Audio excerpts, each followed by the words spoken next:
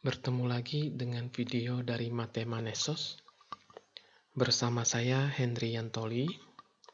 Pada video ini kita akan membahas tentang regresi linear, polinomial order 1, metode kuadrat terkecil. Video ini terdiri dari beberapa bagian.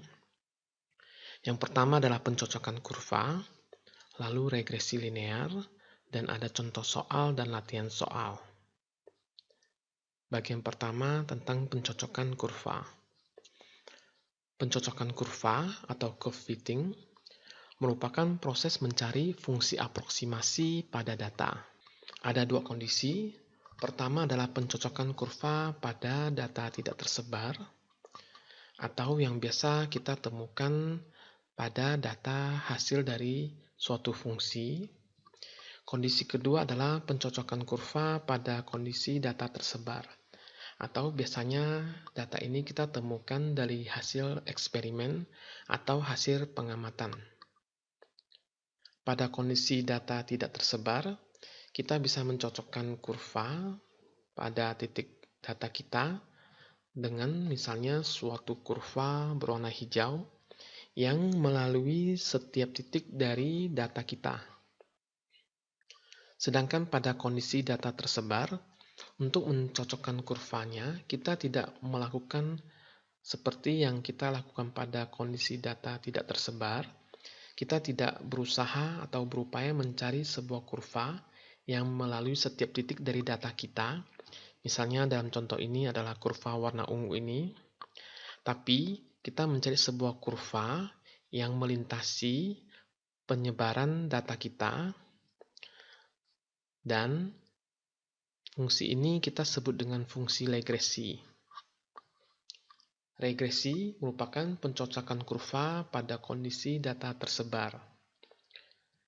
Data bisa tersebar dikarenakan pertama adalah karakteristik dari datanya sendiri, terutama data hasil pengamatan atau eksperimen itu biasanya akan terdistribusi, sedangkan data dari hasil suatu fungsi biasanya tidak terdistribusi atau tidak tersebar.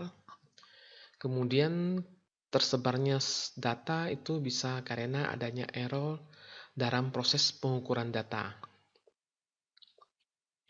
Proses regresi umumnya memakai berbagai jenis fungsi sesuai dengan pola dan perilaku data. Fungsi-fungsi tersebut misalnya adalah fungsi polinomial, fungsi eksponensial, fungsi logistik, fungsi hiperbola, dan lain-lainnya. Proses regresi juga menggunakan kriteria kecocokan terbaik atau best fit, menggunakan metode kuadrat terkecil atau least square method. Metode kuadrat terkecil dipublikasikan oleh Legendre dan Gauss. Metode ini meminimalkan jumlah kuadrat residu atau selisih antara nilai yang diobservasi dan nilai pencocokan dari fungsi regresi. Jenis fungsi yang dipakai di dalam proses regresi itu pertama sesuai dengan pola sebaran data kita. Yang kedua berdasarkan pertimbangan perilaku data yang ingin kita gali. Misalnya kita mempunyai data tersebar seperti pada gambar pertama ini. Kita bisa melakukan proses regresi menggunakan regresi linear atau polinomial order 1 berupa sebuah garis lurus. Dan misalnya kita mempunyai data tersebar di gambar kedua ini. Kita bisa mendekati atau mencocokkan kurva dari data-data ini menggunakan regresi kuadratik atau polinomial order 2, sebuah kurva parabola. Misalnya pada contoh ketiga kita mempunyai data tersebar seperti bentuk gambarnya. Kita bisa menggunakan regresi eksponensial. Jenis fungsi yang kita pilih itu disesuaikan dengan polanya dan perilaku dari datanya. Regresi linear. Regresi linear menggunakan fungsi polinomial order 1 berupa garis lurus atau line. Jadi kita kembali ke gambarnya, kita mempunyai data tersebar dan kita mempunyai fungsi regresi berupa garis lurus di dalam bentuk fungsi polinomial order 1 adalah y cap sama dengan a tambah bx. Y dengan tanda panah di atasnya itu biasanya bisa dibaca sebagai y cap atau y hat atau y topi. Itu adalah simbol yang kita pakai untuk fungsi regresi, di mana A merupakan ketinggian perpotongan fungsi regresi dengan sumbu Y, dan B-nya adalah kemiringan garis fungsi regresi. Ada rumus atau formula untuk menghitung B dan nilai A-nya.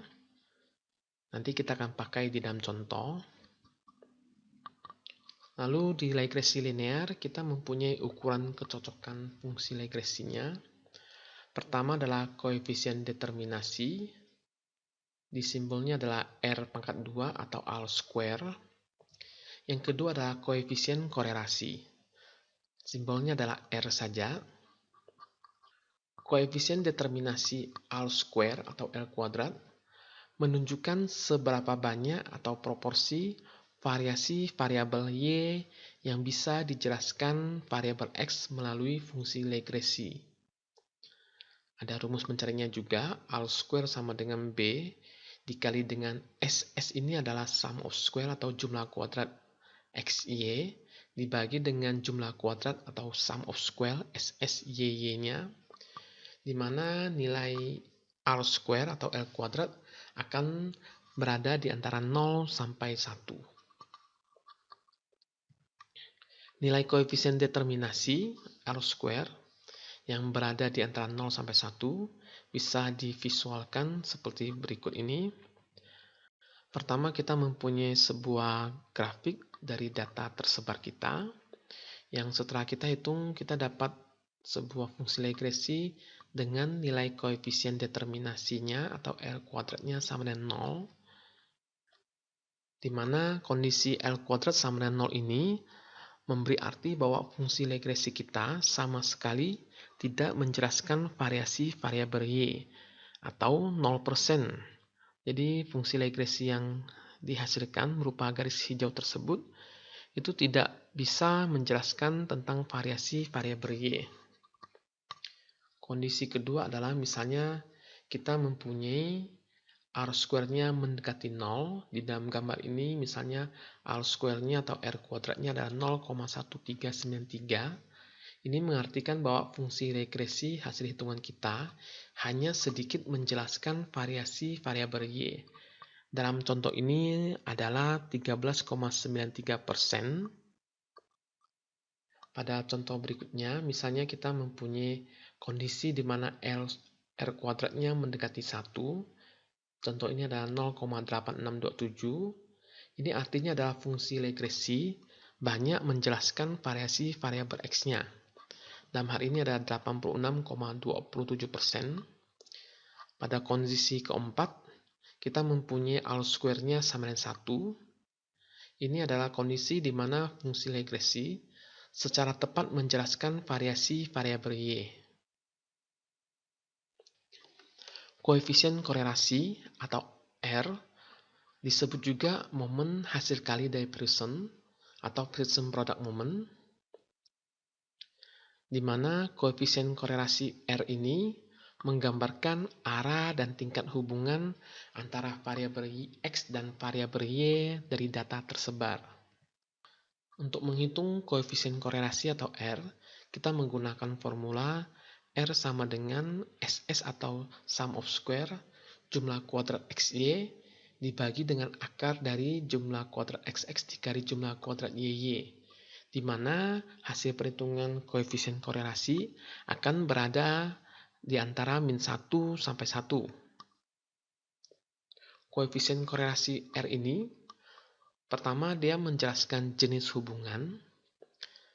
Andai kata R bernilai 0, artinya adalah kondisinya adalah jikalau X bertambah, Y tidak akan berubah atau arahnya datar saja. Lalu yang kedua, arah hubungan kedua adalah arah positif, di mana jikalau variabel X bertambah, variabel Y juga bertambah atau kita sebut dengan sebanding. Arah hubungan ketiga adalah arah hubungan negatif, di mana jikalau X bertambah, variabel Y akan berkurang, atau kondisi berbanding terbalik. Koefisien korelasi R juga menunjukkan jenis tingkat hubungan antara variabel X dan variabel Y.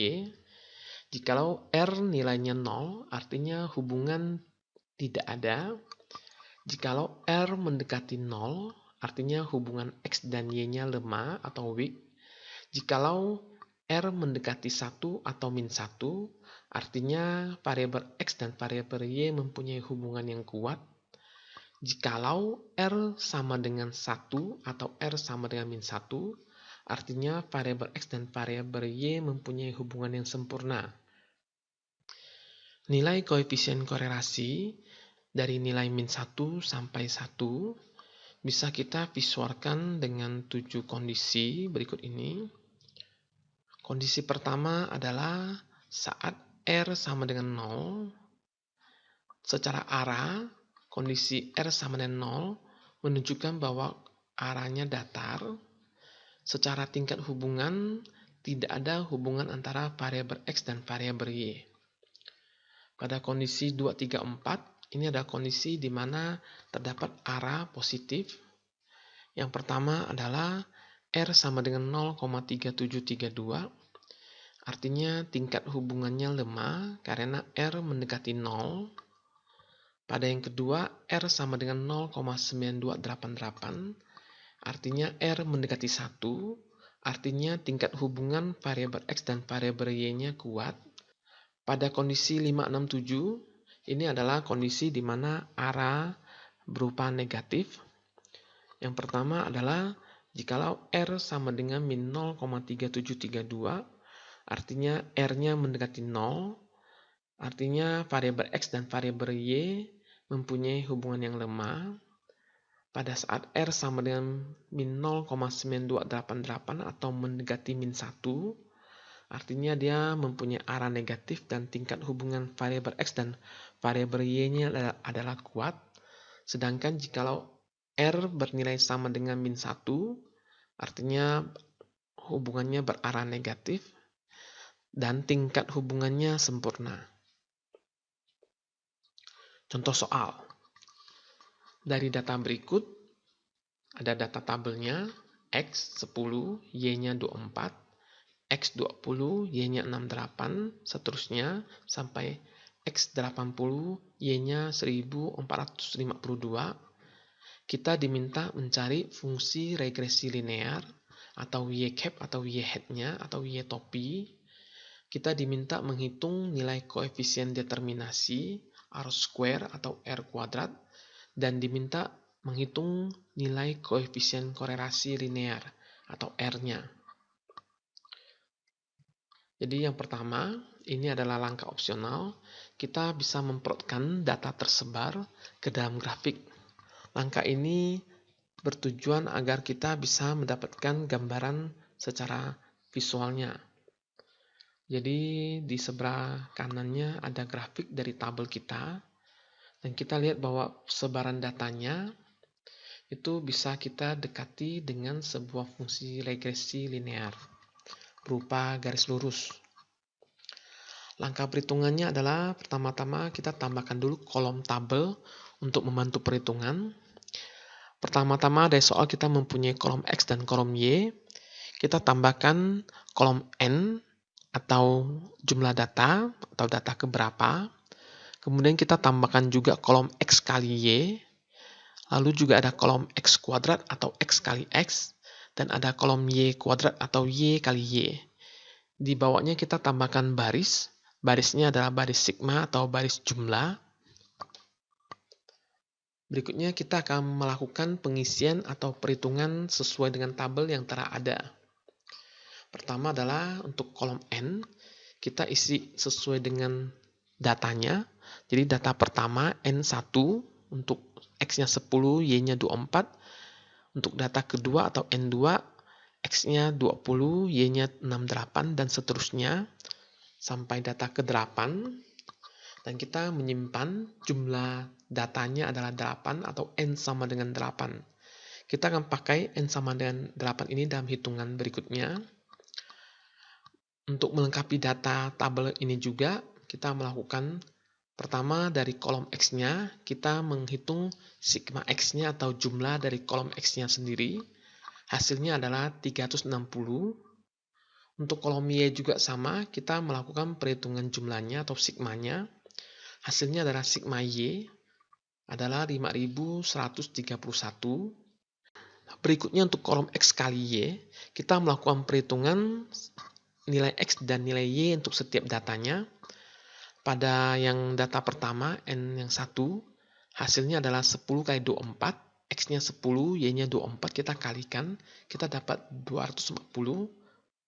Pada data kedua, X-nya 20, Y-nya 68, kita kalikan juga untuk mengisi kolom X kali Y. Kita lakukan untuk ke-8 data tersebut. Dan kita menghitung sigmanya juga, sigma X kali Y, hasil dari jumlah satu kolom tersebut. Hasilnya adalah sigma X kali Y adalah 312.830.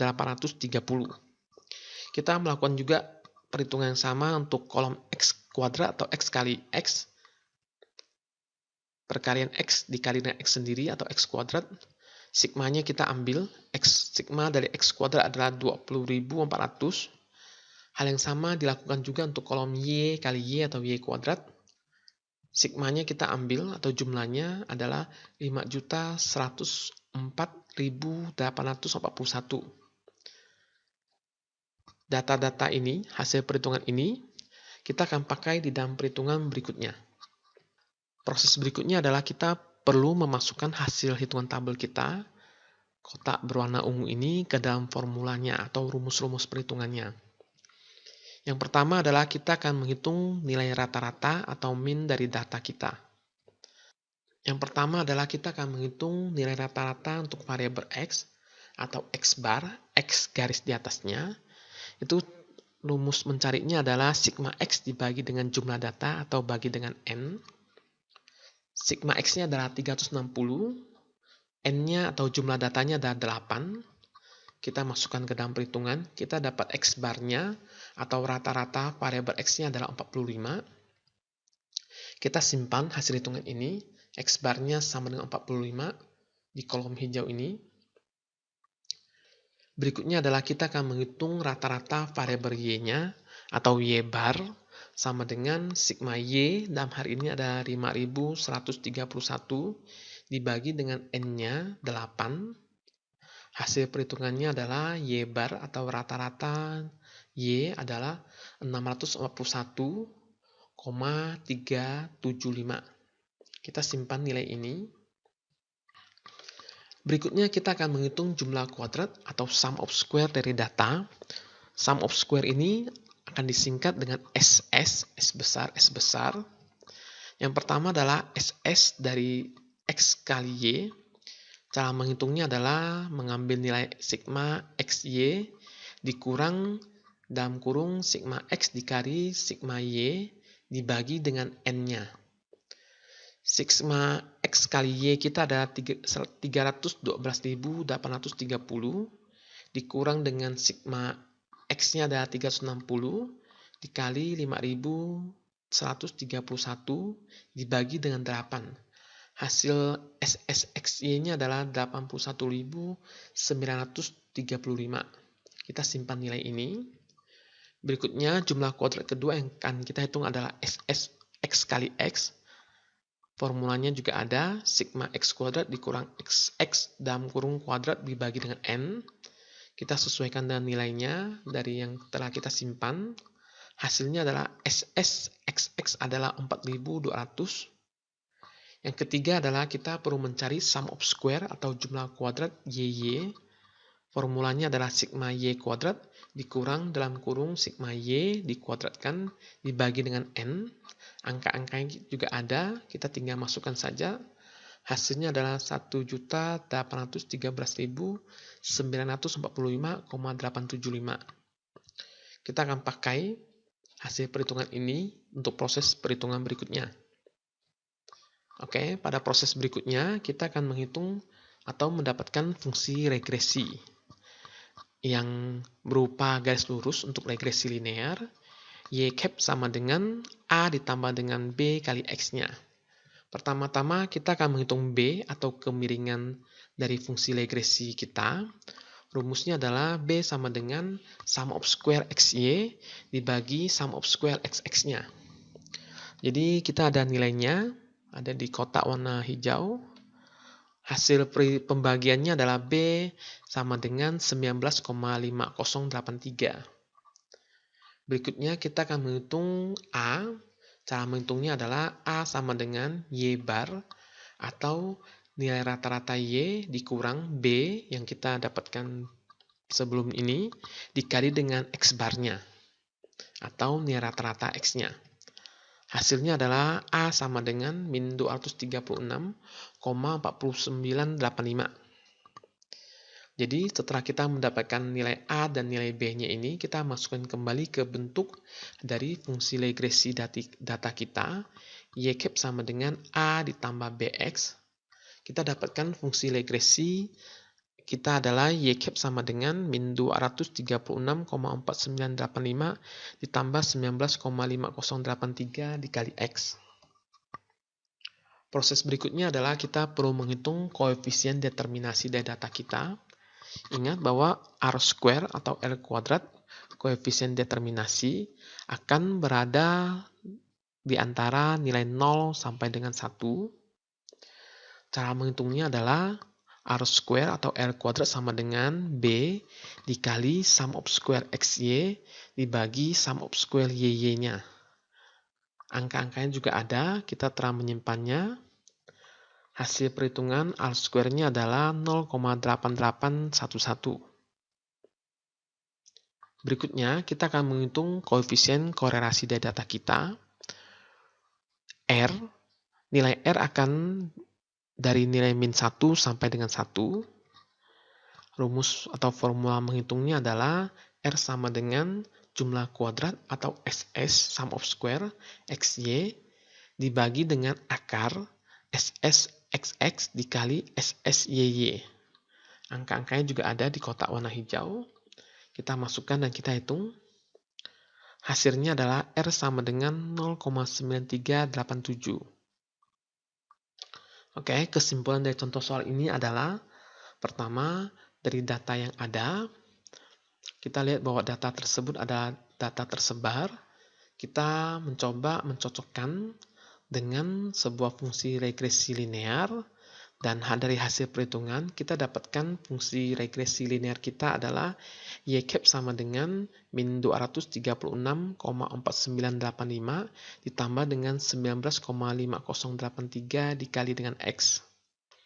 Kemudian dari perhitungan koefisien determinasi, kita dapatkan nilai R kuadratnya atau R square-nya adalah 0,8811. Artinya, fungsi regresi kita bisa menjelaskan sebesar 88% variasi variabel Y-nya. Dan nilai koefisien korelasi hasil hitungan kita adalah R sama dengan 0,9387 bernilai positif. Artinya, variabel X dan variabel Y kita mempunyai hubungan sebanding, hubungan positif, di mana jikalau variabel X bertambah, variabel Y juga akan bertambah, dan nilai R ini mendekati angka 1, artinya hubungan antara variabel X dan variabel Y adalah kuat. Pada bagian terakhir ini, kita ada soal latihan. Silakan kerjakan untuk menambah pemahaman.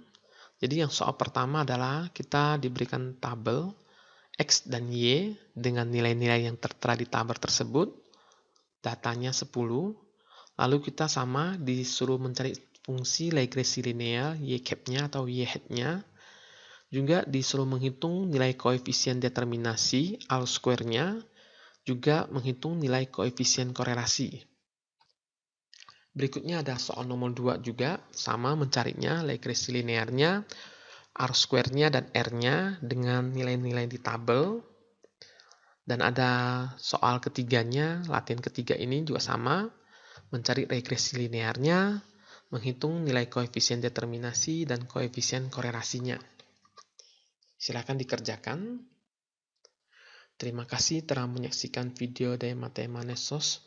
Sampai berjumpa pada video berikutnya.